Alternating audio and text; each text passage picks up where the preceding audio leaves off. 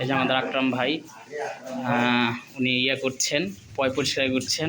টিয়া করার পরে সেট করার পর আমাদের 10টা না 5টা না একটা মোটু আপু উনি দৌড়ে বেড়াচ্ছেন।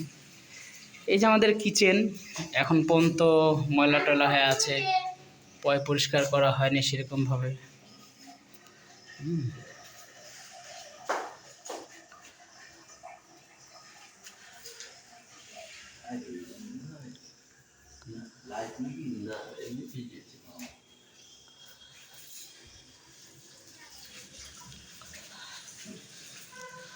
পুরো বাড়িতে যখন